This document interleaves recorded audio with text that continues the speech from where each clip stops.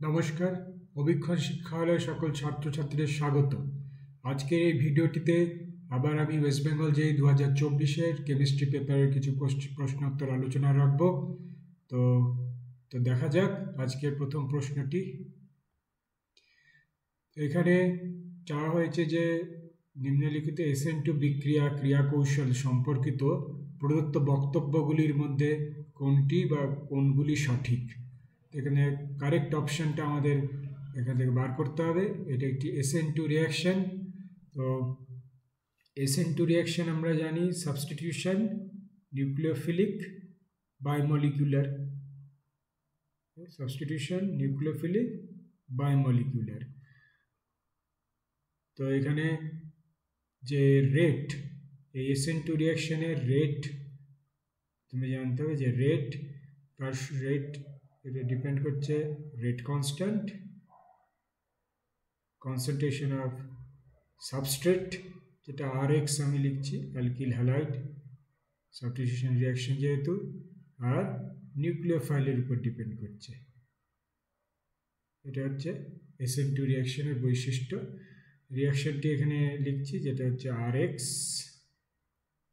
Plus nucleophile Nu, সেটা কি দিচ্ছে এখানে যেহেতু SN2-তে ইনভার্সন অফ কনফিগারেশন হয় এই জন্যে আমি NuR লিখছি। সাবস্টিটিউশন হচ্ছে প্লাস X মাইনাস এখানে রিলিজ হচ্ছে। এর জন্যে যে রেট ইকুয়েশন হচ্ছে K Rx মানে সাবস্ট্রেট ইন্টু নিউক্লিওফাইলের কনসেন্ট্রেশন। তো এখানে দেখা যাক প্রথম অপশনটি বলছে যে A, যে rate of reaction increases with increasing nucleophilicity. তো বা নিউক্লিওফিলিসিটি বৃদ্ধির সাথে বিক্রিয়ার হার বৃদ্ধি হয়।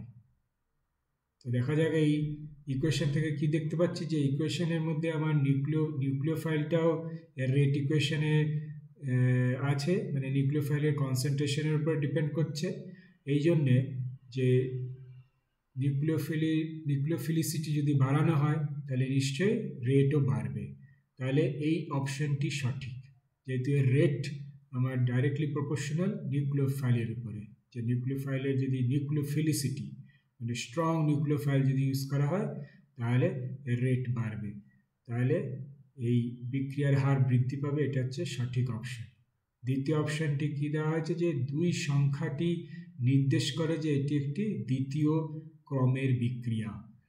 তো এখানে রেট ইকুয়েশনে আমরা দেখতে পাচ্ছি যে সাবস্ট্রেট হচ্ছে এখানে পাওয়ার 1 আর নিউক্লিওফাইলেরও এর পাওয়ার 1।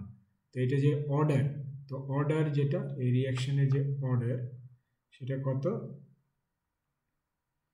সেটা হচ্ছে 1 প্লাস 1 মানে এটা হচ্ছে 2। তো এখানে এই বিক্রিয়াটি 2 নির্দেশ করছে যে এটি দ্বিতীয় ক্রমের বিক্রিয়া, দ্বিতীয় ক্রম বা সেকেন্ড অর্ডার রিয়াকশন, যেটা ইংলিশে সেকেন্ড অর্ডার বলা হচ্ছে। তাহলে এই অপশনটিও কারেক্ট অপশন, কারণ এখানে সাবস্ট্রেটের অর্ডার হচ্ছে 1, নিউক্লিওফাইলের অর্ডার হচ্ছে 1, তাই জন্য নেট অর্ডার হচ্ছে 1 প্লাস 1 2।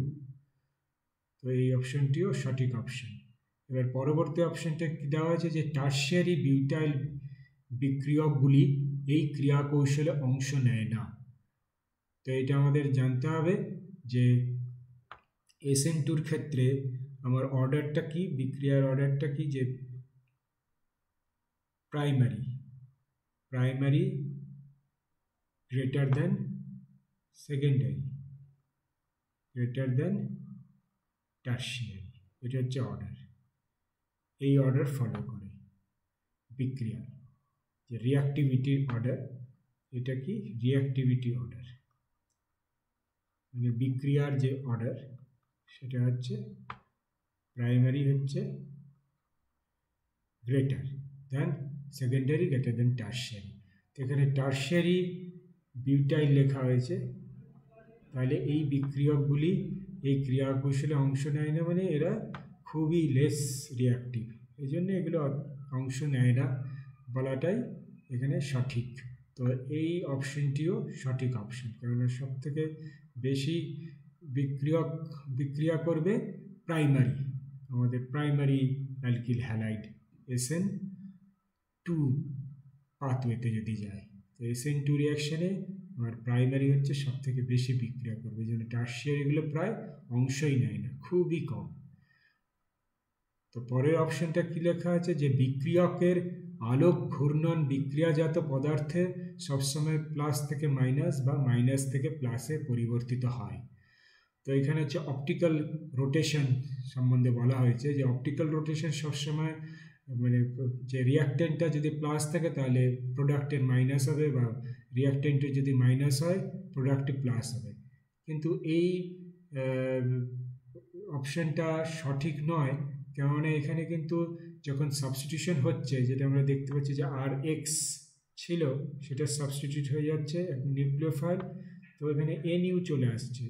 তো এই প্লাস মাইনাস অপশনের জন্যে মানে যে রোটেশন, অপটিক্যাল রোটেশন, সেটা কিন্তু আমার প্রোডাক্ট আর রিয়াক্টেন্ট নেচার সেম থাকছে না, অন্য অ্যালকিল গ্রুপ এখানে বা নিউক্লিওফাইল যেটা, সেটা অ্যালকিল গ্রুপ হতে পারে বা অন্য কোনো গ্রুপ, সেটা এখানে সাবস্টিটিউশন হচ্ছে।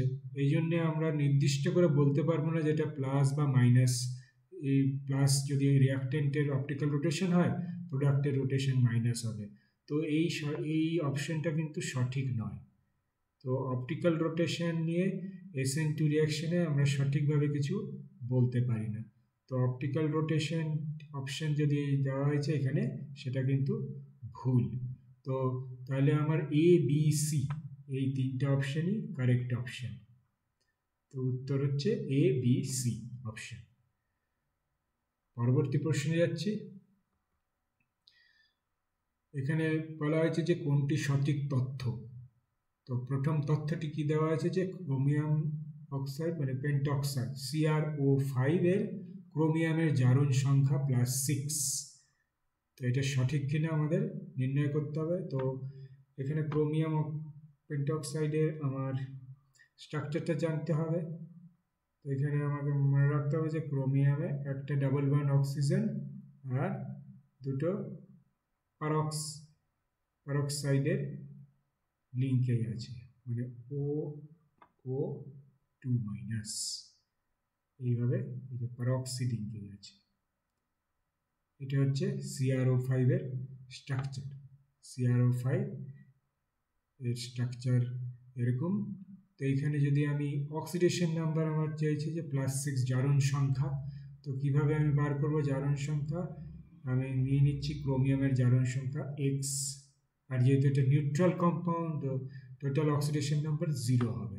তো ক্রোমিয়াম হচ্ছে X ধরে নিচ্ছি, তাহলে X প্লাস, এখানে একটা অক্সিজেন আছে যার জারণ সংখ্যা হচ্ছে -2, এবার প্লাস এখানে দুটো পারক্সি লিঙ্কেজ আছে, দুটো পারক্সি লিঙ্কেজ, তাহলে এক একটির হচ্ছে -2 করে চার্জ থাকবে, তাহলে 2 × -2, সেটা টোটাল 0। তাহলে আমি x এর মান কত পাচ্ছি, x = এখানে 2 × 2 4, তাহলে 4 পজিটিভ +2 হচ্ছে 6, মানে +6, এটা +4 হয়ে যাচ্ছে +2, তো +6। এটাই আমার ক্রোমিয়ামের জারণ সংখ্যা হচ্ছে +6, যেটা আমার এই অপশনে দেওয়া আছে। তাহলে এটা সঠিক অপশন, এই অপশনটা সঠিক। এবার পরবর্তী অপশনে এখানে কি বলেছে, N2O4 গ্যাস ফেজ থেকে 2NO2 গ্যাস ফেজে বিক্রিয়া হচ্ছে, তাহলে ΔH > ΔU কেবলমাত্র যখন উভয় গ্যাস আদর্শ গ্যাসের ন্যায় আচরণ করবে, মানে আইডিয়াল গ্যাস বিহেভিয়ার যখন দেখাবে, তাহলে ΔH > ΔU হবে কিনা সেটা আমাদের নির্ণয় করতে হবে। তাহলে এখানে প্রথমে দেখা যাক যে আমাদের এই বিক্রিয়াটি আমি লিখছি N2O4, এটা গ্যাস ফেজ যেহেতু, এখান থেকে 2 মোল নাইট্রোজেন ডাইঅক্সাইড উৎপন্ন হচ্ছে। তাহলে এখানে নেট মোল চেঞ্জ কি হচ্ছে, ΔN, যেটা নেট চেঞ্জ ইন মোলস হচ্ছে ফাইনাল মাইনাস ইনিশিয়াল, মানে 2 - 1 হচ্ছে 1, নেট মোল চেঞ্জ এখানে 1, 1 মোল চেঞ্জ হচ্ছে। এবার যেহেতু এটা আইডিয়াল গ্যাস, এটা যেহেতু আইডিয়াল গ্যাস, আদর্শ গ্যাস, তাহলে আইডিয়াল গ্যাস ইকুয়েশন কি? PV equal to N R T. ঠিক আছে, এবার আমরা কি লিখতে পারি? P delta V equal to delta N R T. এটা আমরা লিখতে পারি, যেহেতু আমার এখানে delta N change in mole হচ্ছে ডেল্টা এন। তো এখানে ডেল্টা এন কত? এখানে ডেল্টা এন হচ্ছে 1, তাহলে আর টি। ডেল্টা এন আমার এখানে আর টি। এবার আমরা থার্মোডাইনামিক্সের সেকেন্ড ল থেকে কি পাই? Delta H equal to delta U plus P delta V. তাহলে ডেল্টা এইচ হচ্ছে কি হচ্ছে? এই রিঅ্যাকশনের ক্ষেত্রে delta U plus R T. আর যেহেতু আর টিটা পজিটিভ ভ্যালু, যে টেম্পারেচারে এটা নেওয়া হয়েছে, আর হচ্ছে 8.314 জুলস পার মোল পার ডিগ্রি কেলভিন, তাহলে এই ভ্যালুটা কি হচ্ছে আমার? ডেল্টা এইচ হচ্ছে ডেল্টা ইউ প্লাস আর টি। তাহলে নিশ্চয়ই ডেল্টা এইচ হচ্ছে গ্রেটার দ্যান ডেল্টা ইউ। এই ইকুয়েশন থেকে এটাই পাচ্ছি যে যেহেতু ডেল্টা এইচ হচ্ছে ডেল্টা ইউ প্লাস আর টি, তাহলে ডেল্টা ইউ থেকে ডেল্টা এইচ বড়, তাহলে delta H greater than delta U. তাহলে আমার এই অপশানটি কারেক্ট অপশান। তো অপশান এও কারেক্ট, অপশান বিটাও আমার কারেক্ট অপশান। এবার পরবর্তী অপশানে যাচ্ছে সি অপশান। 25 ডিগ্রি তাপমাত্রায় 0.1 নর্মাল H2SO4 এর পিএইচ 0.1 নর্মাল HCl এর পিএইচের থেকে কম। তো এবার পিএইচ আমাকে নির্ণয় করতে হবে, আমি এখানে লিখছি। তাহলে সি অপশনটি, এখানে পিএইচ আমরা জানি কি? পিএইচ পাওয়ার অফ হাইড্রোজেন, যেটা pH equal to minus log of hydrogen ion concentration. আশা করি এটা তোমরা জানো, এটা মনে রাখতে হবে। পিএইচ হচ্ছে minus log of hydrogen ion concentration. এবার আমি যদি সালফিউরিক অ্যাসিডের ক্ষেত্রে দেখছি, সালফিউরিক অ্যাসিডের ডিসোসিয়েশন কি হচ্ছে? H2SO4 এটা কীভাবে ডিসোসিয়েট করে? 2H plus plus SO4 double negative. এবার এখানে কত কনসেন্ট্রেশন আমার সালফিউরিক অ্যাসিড দেওয়া আছে? 0.1 নর্মাল, 0.1 নর্মাল। তাহলে হাইড্রোজেন আয়ন কত তৈরি হবে? 0.2 নর্মাল, 2 ইন্টু 0.1। ওকে, সেরকমভাবে HCl এর ডিসোসিয়েশন আমি দেখছি। HCl ডিসোসিয়েট কীভাবে করবে? H plus plus Cl minus ion, chloride ion. এবার এখানে HCl আমার নেওয়া হয়েছে সেম কনসেন্ট্রেশন 0.1 নর্মাল, তাহলে H প্লাস আমার হচ্ছে 0.1 নর্মাল। ঠিক আছে, তাহলে এবার আমি ইকুয়েশনে ফেলবো আমার পিএইচ। HCl এর ক্ষেত্রে, H2SO4 এর ক্ষেত্রে দেখি, H2SO4 এর ক্ষেত্রে আমার পিএইচটা কত হচ্ছে? পিএইচ হবে মাইনাস লগ অফ 0.2। এবার এই ভ্যালুটা কত যদি আমি ক্যালকুলেট করি, তাহলে আমার আসবে 0.698 এরকম আসবে। সিমিলারলি HCl এর ক্ষেত্রে যদি দেখি, HCl এর ক্ষেত্রে ইকুয়েশন যদি পুট করি, তাহলে পিএইচ কত হবে HCl এর ক্ষেত্রে? মাইনাস লগ অফ 0.1 নর্মাল, যেহেতু আছে হাইড্রোজেন কনসেন্ট্রেশন। এবার এটা কিন্তু 1 হয়ে যাবে। তাহলে আমার এখানে অপশানে কী লেখা আছে? যে 25 ডিগ্রি তাপমাত্রায় 0.1 নর্মাল H2SO4 এর পিএইচ 0.1 নর্মাল HCl এর পিএইচের থেকে কম হবে। দেখতে পাচ্ছি যে H2SO4 এর পিএইচ কিন্তু HCl এর পিএইচের থেকে কম পাচ্ছি। তাহলে নিশ্চয়ই অপশানটা কারেক্ট অপশান, সঠিক।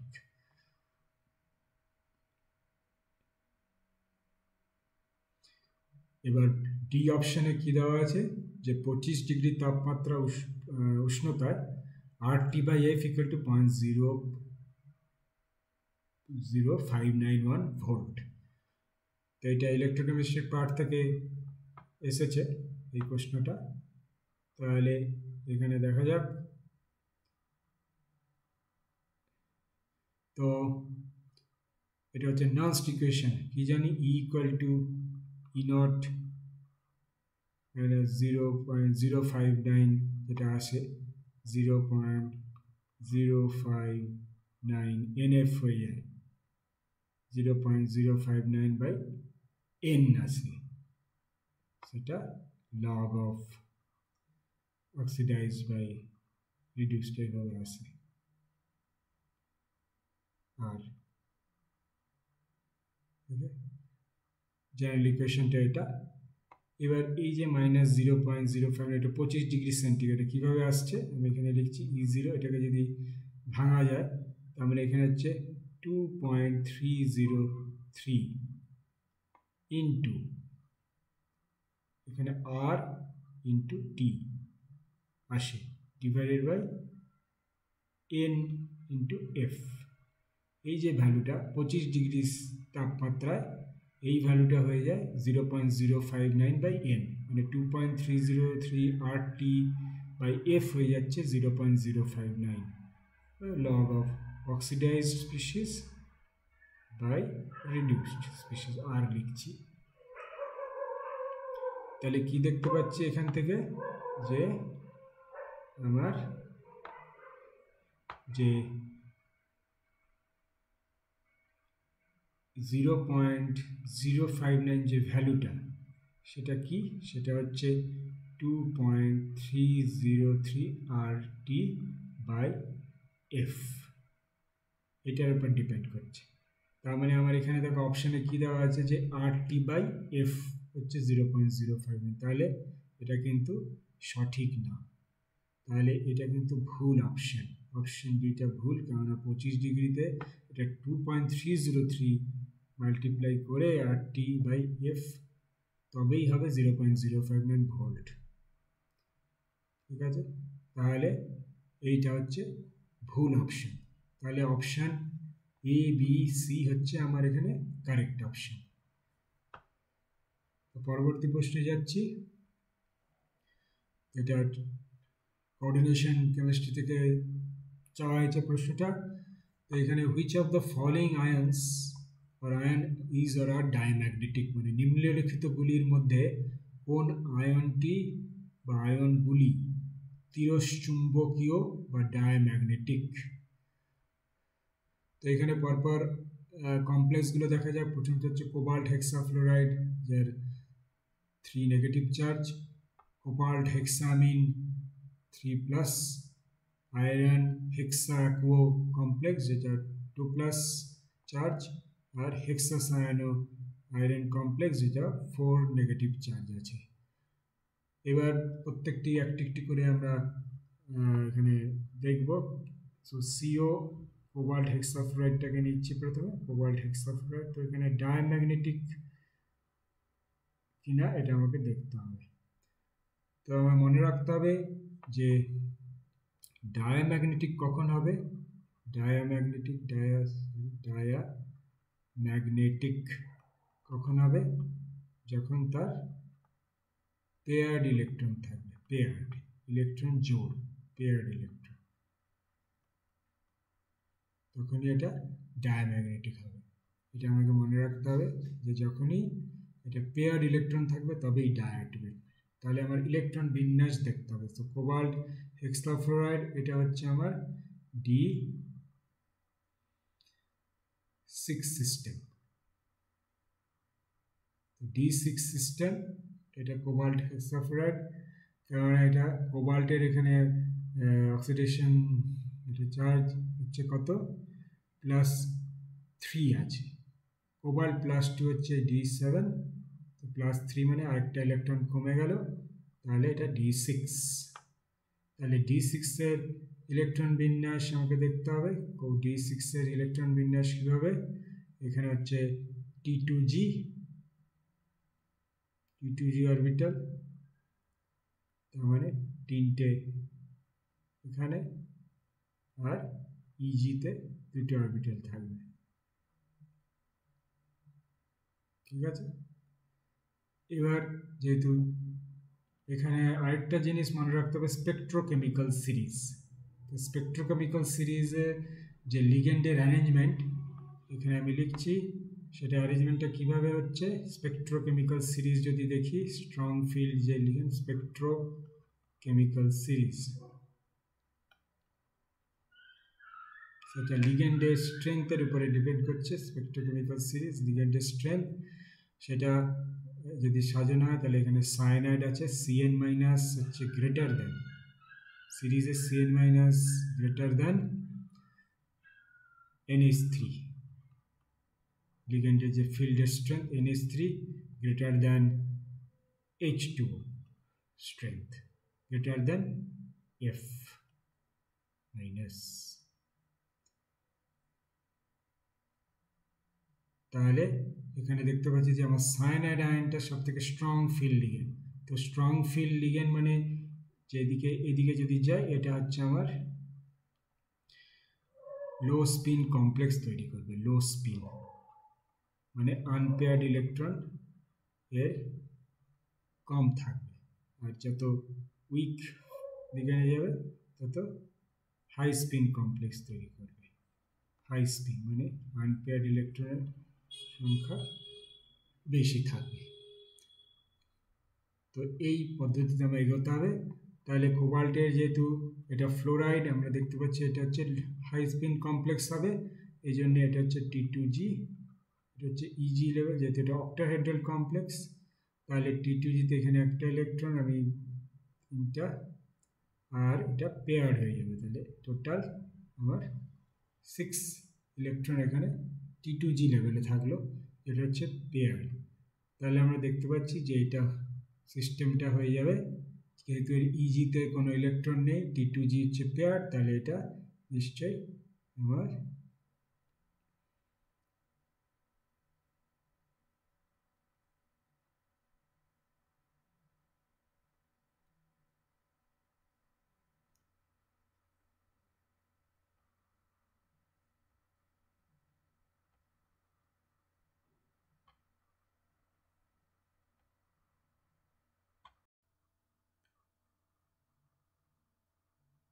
পরবর্তী প্রশ্নে আসছি। তো এই পরবর্তী প্রশ্নে এখানে কোঅর্ডিনেশন কেমিস্ট্রি থেকে এসছে। এখানে নিম্নলিখিতগুলির মধ্যে কোন আয়নটি বা আয়নগুলি তিরস্চুম্বকীয় বা ডায়াম্যাগনেটিক।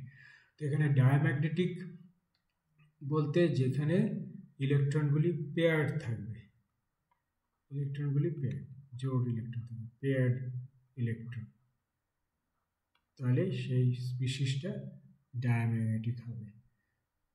আনপেয়ার্ড ইলেকট্রন যদি থাকে তাহলে কিন্তু প্যারাম্যাগনেটিক।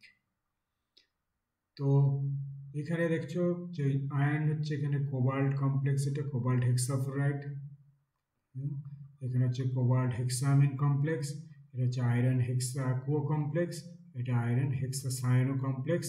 তাহলে এই প্রত্যেকটি কমপ্লেক্স কিন্তু অক্টাহেড্রাল কমপ্লেক্স। এবার যেটা এখানে আরেকটা জিনিস দ্রষ্টব্য এখানে, যে এখানে যে লিগেন্ডগুলো, লিগেন্ড এখানে আছে ফ্লোরাইড, এটা আছে অ্যামোনিয়া লিগেন্ড, এই কমপ্লেক্স আছে ওয়াটার, আর এখানে আছে সায়ানাইড।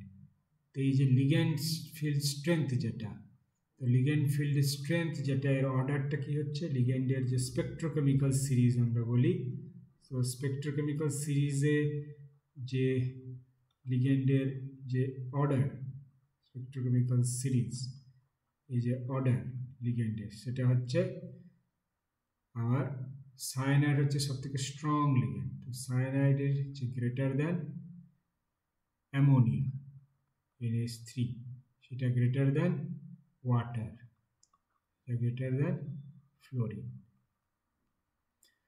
তো এটা হচ্ছে আমার লিগেন্ড ফিল্ড স্ট্রেংথ।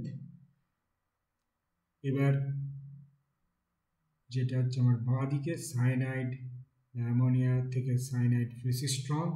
তো এই যে কমপ্লেক্সটা যে তৈরি হবে, এটা হবে লো স্পিন কমপ্লেক্স। লো স্পিন, যত লিগেন্ড ফিল্ড স্ট্রেংথ বাড়বে, কমপ্লেক্স হচ্ছে লো স্পিন হবে, মানে আনপেয়ার্ড ইলেকট্রন তার কম থাকবে। আর এটা যত এ হবে, এটা হচ্ছে ফ্লোরাইড আয়নের দিকে যাবে, ওয়াটার লো ফিল্ড স্ট্রেংথ যেতে হাই স্পিন কমপ্লেক্স তৈরি হবে, মানে আনপেয়ার্ড ইলেকট্রন বেশি সংখ্যক থাকবে। তো এবার দেখা যাক কোবাল্ট হেক্সাফ্লোরাইড কমপ্লেক্সটাকে যদি আমরা স্টাডি করি, কোবাল্ট হেক্সাফ্লোরাইড, তো এখানে এটা হচ্ছে 3 নেগেটিভ, তো এটা কি সিস্টেম, ডি, কোবাল্টটা হচ্ছে এখানে D6 সিস্টেম, কেননা কোবাল্টের এখানে অক্সিডেশন নাম্বার হয়ে যাচ্ছে যেটা হচ্ছে +3 হয়ে যাচ্ছে। কোবাল্ট +2 হচ্ছে D7 সিস্টেম, তো কোবাল্ট +3 হচ্ছে D6 সিস্টেম। তো এর যে ইলেকট্রন বিন্যাস এই D6 এর এখানে হচ্ছে লোয়ার লেভেল হচ্ছে যেহেতু অক্টাহেড্রাল T2G, আর এই হায়ার লেভেলে EG, তো এর বিন্যাসটা এইভাবে T2G EG, এটা হচ্ছে T2G, এখানে হচ্ছে EG। এবার যেহেতু এটা 6টি ইলেকট্রন আছে আর যেহেতু এটা লো স্পিন, তাহলে এখানে একটা ইলেকট্রন, একটা, 3টা, 4, 5, 6, তাহলে এখানে দেখতে পাচ্ছি আনপেয়ার্ড ইলেকট্রন আছে, তাহলে এটা আমার ডায়াম্যাগনেটিক হবে না। এই কোবাল্ট হেক্সাফ্লোরাইড হয়ে যাচ্ছে আমার প্যারাম্যাগনেটিক, যেটা আনপেয়ার্ড ইলেকট্রন, প্যারাম্যাগনেটিক। ঠিক আছে, এটা হয়ে যাচ্ছে প্যারাম্যাগনেটিক। এবার পরবর্তী অপশনে যাচ্ছি, কোবাল্ট হেক্সামিন, CO NH3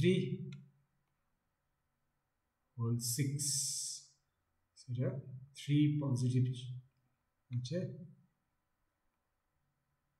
এটা আমার দেখা যাচ্ছে যে এটাও D6 সিস্টেম, কারণ অ্যামোনিয়া হচ্ছে নিউট্রাল কমপ্লেক্স, তাই এটা আউটসাইড যে চার্জটা হচ্ছে 3+, তাহলে নিশ্চয়ই কোবাল্ট 3+, তাহলে এটা D6।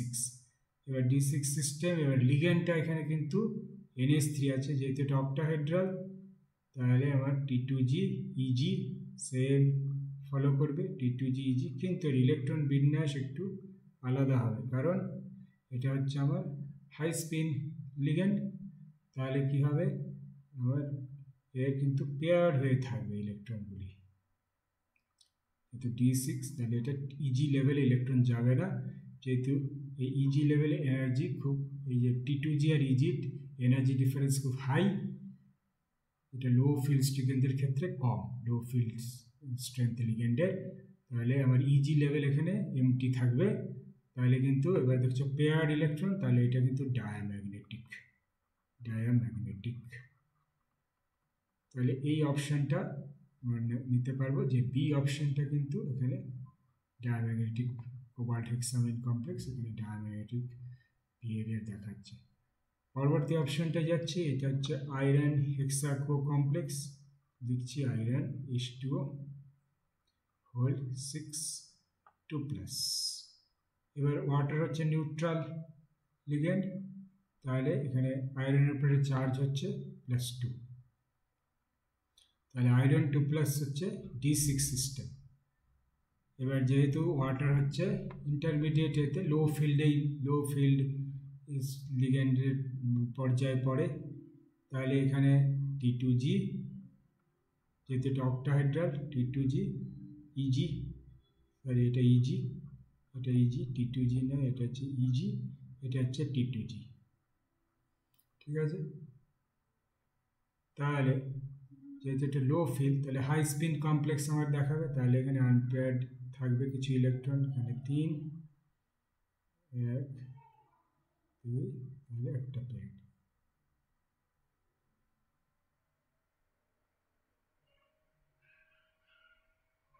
তাহলে আমরা দেখতে পাচ্ছি এটা কিন্তু প্যারাম্যাগনেটিক হয়ে যাচ্ছে, যেহেতু এর আনপেয়ার্ড ইলেকট্রন আছে, তাহলে আমার আয়রন হেক্সা কমপ্লেক্স হচ্ছে প্যারাম্যাগনেটিক, তাহলে এই অপশানটা কিন্তু আমার সঠিক হচ্ছে না, তাহলে এই সি অপশনটাও কিন্তু ইনকারেক্ট, ডায়াম্যাগনেটিক নয়, এটা হচ্ছে প্যারাম্যাগনেটিক। এবার দেখা যাক অপশন ডি, অপশন ডিটা নিয়ে এখন আলোচনা করব। তো অপশন ডিটা কি, ফেরাস হেক্সাসায়ানো CN6, যেহেতু এটা চার্জ বাইরে কমপ্লেক্সের চার্জ হচ্ছে 4 আর সাইনার যেহেতু -6 ছটা সাইনার আছে টোটাল -6 তাহলে নিশ্চয়ই আয়রন এখানে +2 স্টেটে আছে ঠিক আছে আয়রন এখানে +2 স্টেটে তাহলে আয়রন +2 মানে D6 তাহলে D6 এর যে বিন্যাস কি হবে সেম T2GEG এটা আমরা দেখব যে এখানে হচ্ছে T2G আর এটা হচ্ছে EG দুটো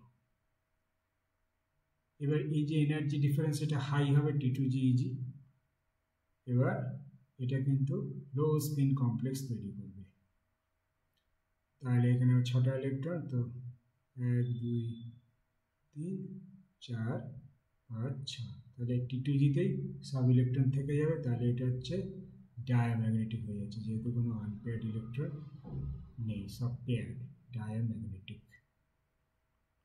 তাহলে এই কমপ্লেক্সটা কোবাল্ট আয়রন হেক্সাসায়ানো কমপ্লেক্স হচ্ছে ডায়াম্যাগনেটিক তাহলে এই ডি অপশনটা আমার কারেক্ট অপশন তাহলে অপশন বি আর ডি হচ্ছে এখানে আমার সঠিক অপশন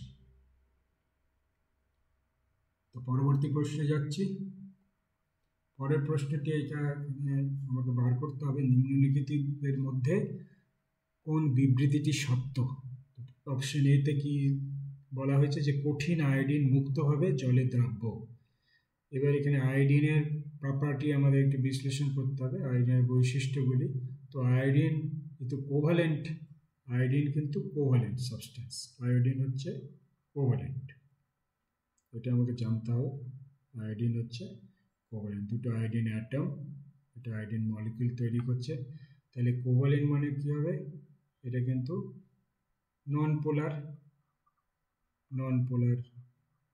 শো করবে এবার প্রথম অপশনে যেটা বলছে জলে দ্রাব্য ওয়াটার তো ওয়াটার কি আমরা জানি H2 হচ্ছে পোলার সলভেন্ট H2 হচ্ছে পোলার তাহলে আমরা জানি যে পোলার লাইক ডিজলভস লাইক পোলারই দ্রবীভূত হবে যেহেতু আয়োডিন নন পোলার তাহলে কিন্তু আয়োডিন মুক্তভাবে জলে দ্রাব্য হবে না তাহলে এই অপশনটা কিন্তু ইনকারেক্ট পরের অপশনটা কি অতিরিক্ত KI এর উপস্থিতিতে কঠিন আয়োডিন মুক্তভাবে জলে দ্রাব্য তো এইটা এই রিয়াকশনটা আমাকে জানতে হবে যে iodine plus KI potassium iodide এটা যখন মেশানো হয় তখন কি তৈরি হয় potassium try iodide ion I3 KI3 তো এই যে পটাশিয়াম ট্রাইআয়োডাইড এখানে হচ্ছে I3 মাইনাস আয়ন তৈরি হচ্ছে হ্যাঁ তো এই জন্য এটা তখন পোলারিটি পেয়ে যাচ্ছে যে I3 minus try iodide ion I3 minus এটা কিন্তু সল্টটা যে পোলার আসছে পোলারিটি আসছে তাহলে এটা কিন্তু জলে দ্রবীভূত হবে তো পটাশিয়াম ট্রাই আয়োডাইড তৈরি হচ্ছে যেটা কিন্তু মুক্তভাবে জলে দ্রাব্য তাহলে এই অপশানটি অপশান বিটা কিন্তু কারেক্ট অপশান এবার কঠিন আয়োডিন মুক্তভাবে CCl4 এর দ্রাব্য এবার CCl4 এর বৈশিষ্ট্য কি কার্বন টেট্রাক্লোরাইড কিন্তু এটা নন পোলার সলভেন্ট নন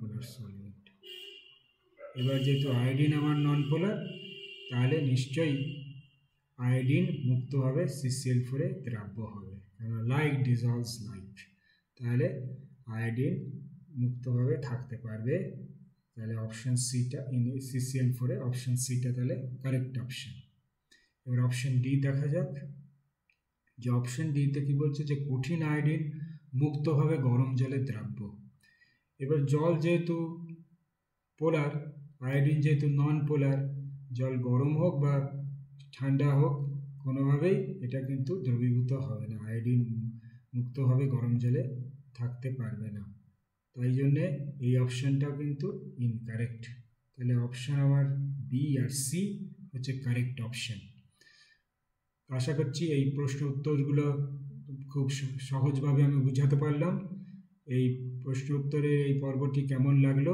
তোমরা এই ইউটিউবের এই বক্সে তোমরা জানাতে পারো তোমাদের কমেন্ট, বা আমাদের টেলিগ্রাম চ্যানেলে তোমরা কমেন্ট লিখতে পারো।